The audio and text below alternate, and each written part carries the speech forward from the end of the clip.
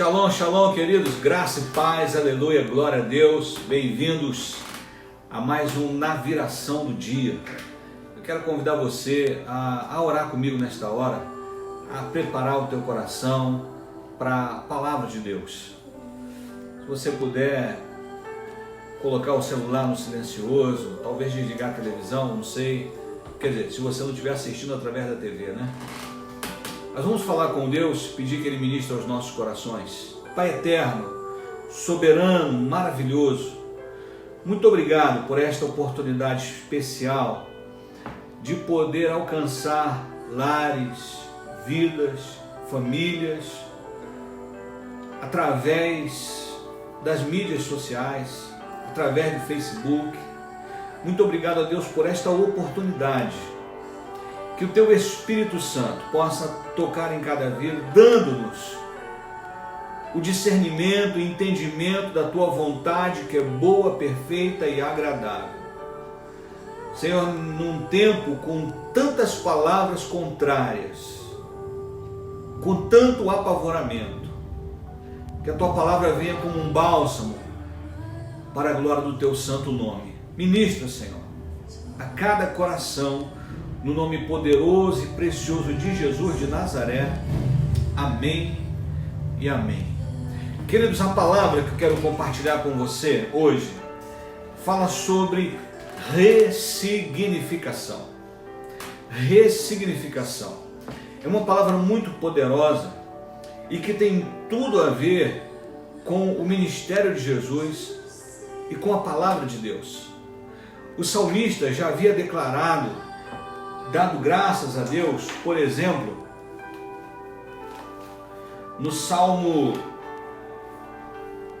119, verso 71, há algo maravilhoso que o salmista diz assim: foi bom que eu tivesse passado pela aflição, para que aprendesse os teus decretos. E o que é a ressignificação?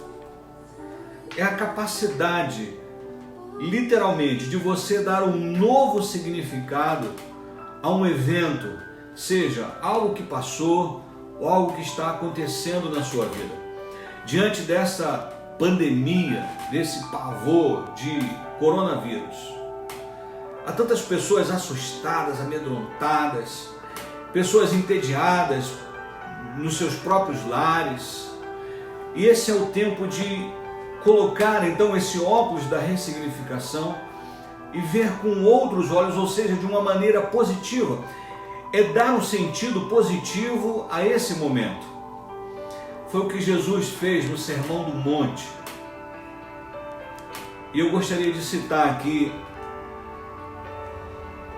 a palavra do Eterno. Lá no Sermão do Monte, essa é uma palavra que eu gosto de compartilhar, literalmente lá no monte, chamado o Monte das Bem-aventuranças.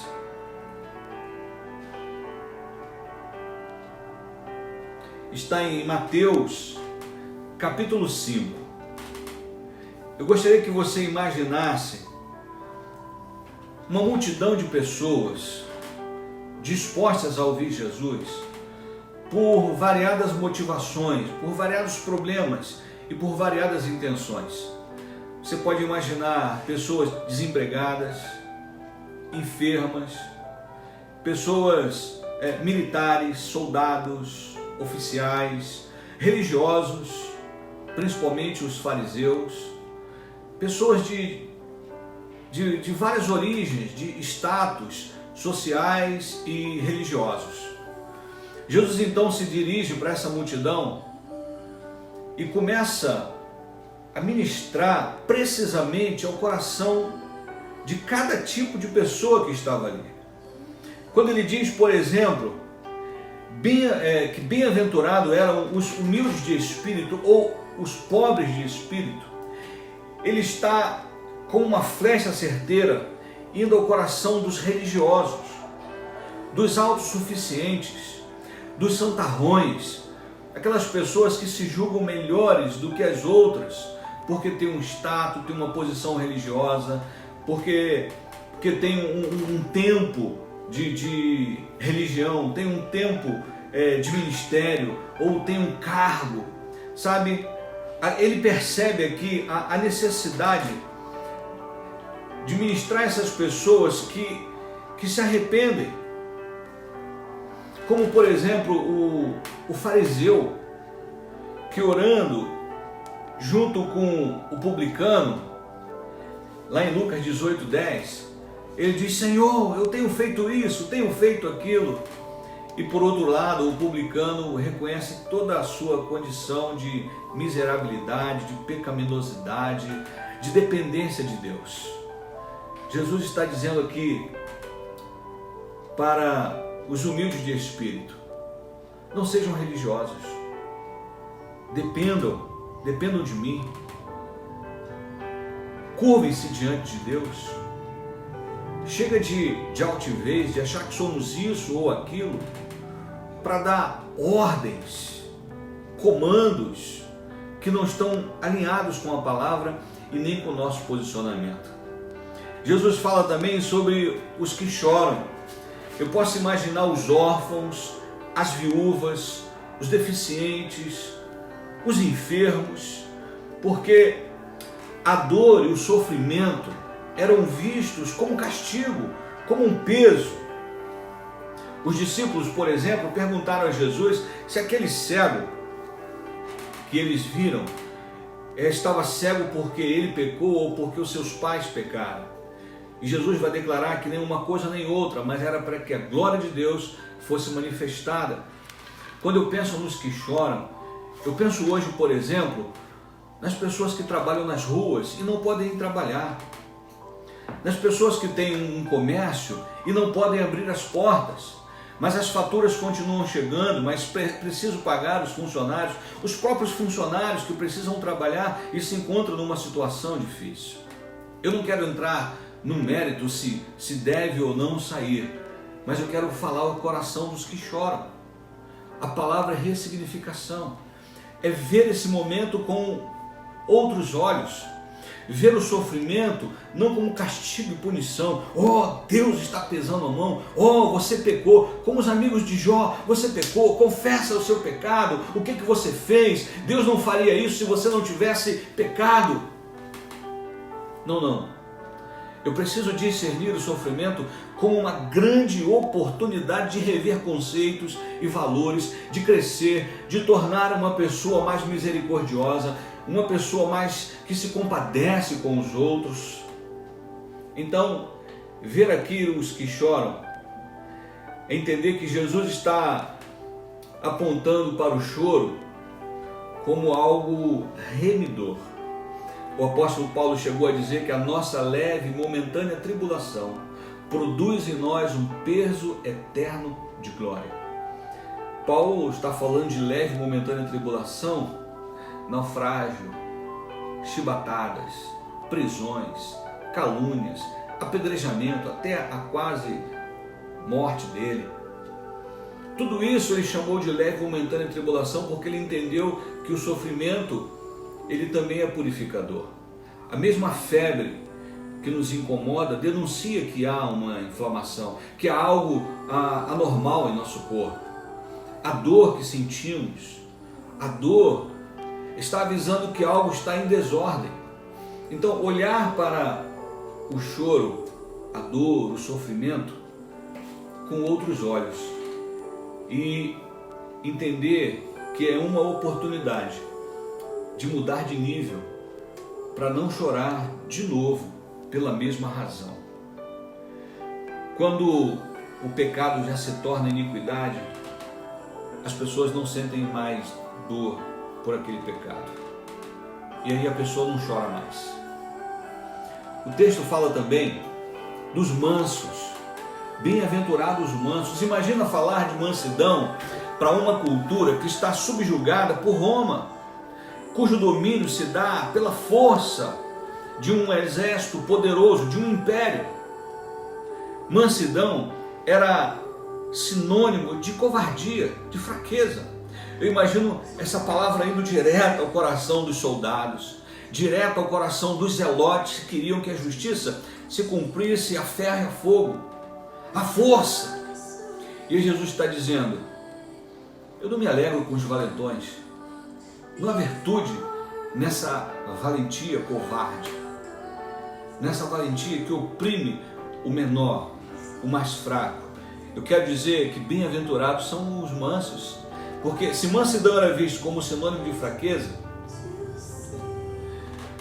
gentileza, serenidade não intimidavam ninguém. Então Jesus está dizendo: seja manso sim. Pelo contrário, ele até diz: aprendei de mim, que sou manso e humilde de coração. Então, eu imagino Jesus dando um golpe sério aí nos soldados, nos zelotes, nos valentões, naqueles que brigam por tudo e muitas vezes inconsequentemente. Algumas pessoas chegam a dizer: eu não tenho sangue de barata. É verdade. O cristão não deve ter sangue de barata. Ele tem que ter o sangue do Cordeiro. É o sangue do Cordeiro.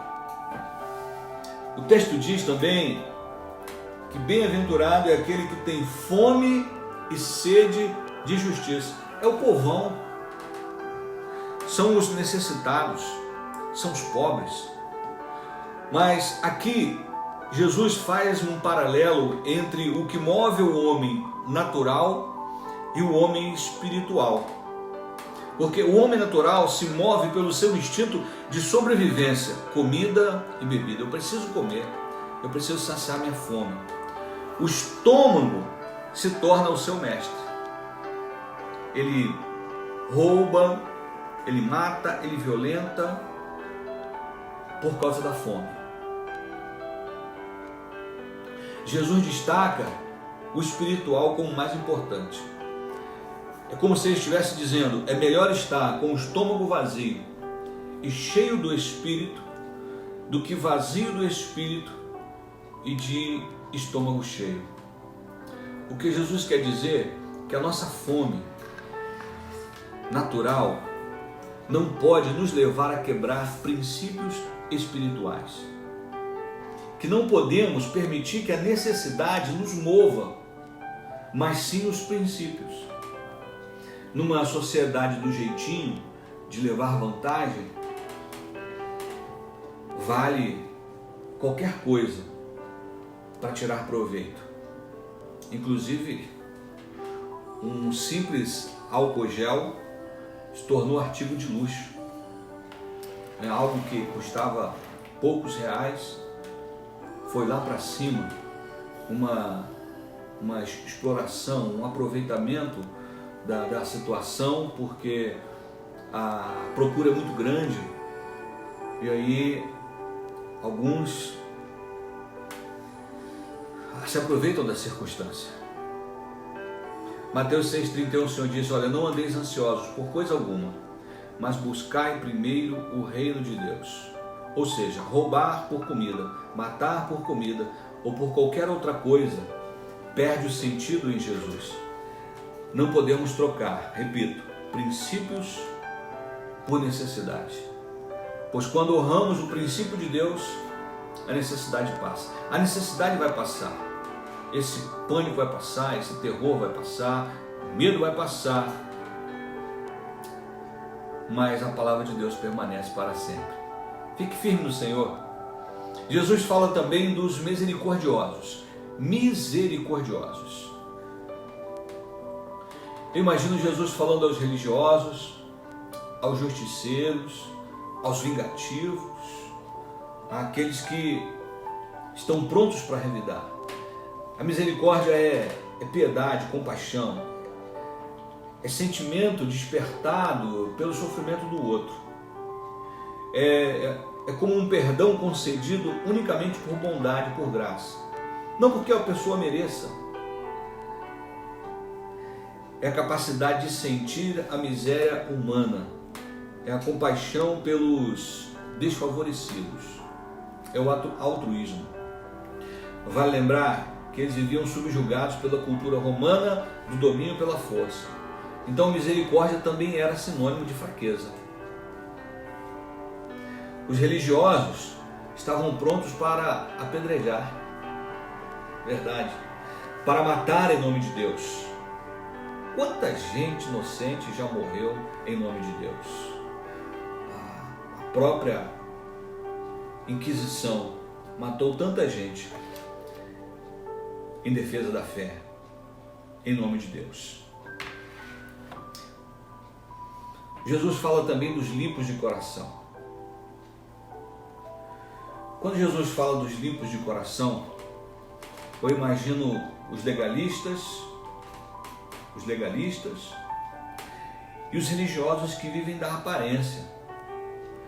São os chamados sepulcros caiados, que por fora há uma beleza. É muito lindo, limpo, perfeito, mas por dentro há muita podridão. Isso aqui indica singeleza de mente, um propósito espiritual incorrupto, inatingido pelo mundo. A lei condenava a prática do pecado. Jesus condena a intenção do coração. Enquanto a lei condenava o adultério, em Jesus, na graça, condena a intenção do adultério. Jesus disse em Mateus 5:28: Eu, porém, vos digo que todo aquele que olhar para uma mulher para cobiçar, já em seu coração cometeu adultério com ela. Ele diz aí aos escribas e fariseus: hipócritas, porque sois semelhantes aos sepulcros caiados. Por fora realmente parecem formosos, mas interiormente estão cheios de ossos, de mortos e de toda a imundície. Por isso Jesus enalteceu a simplicidade das crianças. Eu quero concluir, estou quase concluindo, falando dos pacificadores. Assim como mansidão era sinônimo de fraqueza, imagine os pacificadores. Jesus disse: bem-aventurados são os pacificadores. Quantos de nós provocamos guerras? Quantos de nós colocamos lenha na fogueira? Quantos de nós liberamos palavras para colocar um irmão contra o outro? Quando eu entendo de pacificador, quando eu ressignifico essa palavra, eu vou entender que mesmo em meio à guerra, eu posso promover a paz. Mesmo em meio a tanta turbulência, eu posso promover a calmaria. Eu posso promover a tranquilidade, ressignificando. Então Jesus fala literalmente sobre os que promovem a paz e também têm a natureza pacífica. Os próprios judeus eram constantemente dominados, eles saíam de um domínio e entravam em outro domínio. Para eles, parece que só a guerra, a luta armada, poderia libertá-los.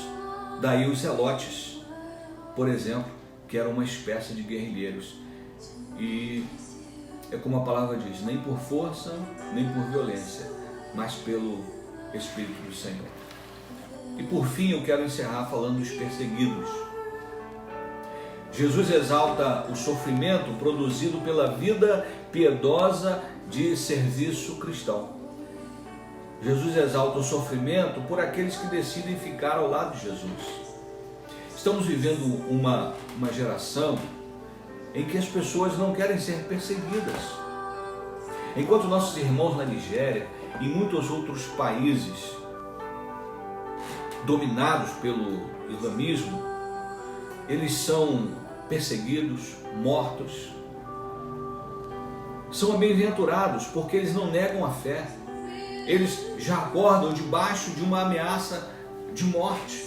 Amigos e irmãos que são perseguidos na China, que são mortos por professarem a fé em Jesus Cristo. Enquanto que muitas vezes nós queremos uma identificação com um padrão do mundo decaído. E eu acho interessante que há evangélicos ou cristãos que gostam de ouvir: poxa, fulano nem parece crente, ele é tão igual a gente. E slogans, né, de igrejas que se assemelham a slogan de danceteria, como se eu preciso evitar o sofrimento a qualquer custo. E Jesus está falando, olha, bem-aventurados os perseguidos. Quando você é perseguido por você fazer a coisa certa e não receber um tapinha nas costas porque você está compactuando com o erro. Me perdoe a colocação pessoal, talvez você não goste, não vai gostar do que eu vou dizer, mas hoje nós temos um presidente que está sendo perseguido por falar a verdade.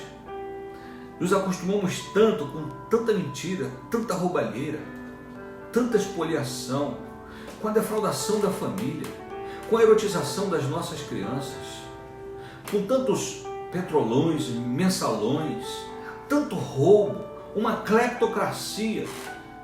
E de repente vem um homem e se levanta contra tudo isso. Não tivemos ainda, em mais de um ano de governo, nenhum caso de corrupção, ou escândalo por corrupção sequer. E aí tudo que o nosso presidente fala, ele é perseguido. Se ele disser, gente, fica em casa, maluco, como é que eu vou ganhar dinheiro? Se ele disser, gente, vai para a rua, maluco, vamos morrer com o vírus. Que você deixe de ser um perseguidor, independente da sua ideologia, da sua posição política. Vamos interceder pela nossa nação. Vamos ressignificar, ver tudo o que está acontecendo como uma oportunidade de crescimento. Eu ouvi um testemunho do Steve Jobs, obviamente, antes dele falecer, que ele disse que uma das melhores coisas que aconteceu com ele foi ser demitido da sua própria empresa. É isso mesmo. Ele foi um dos criadores da Apple.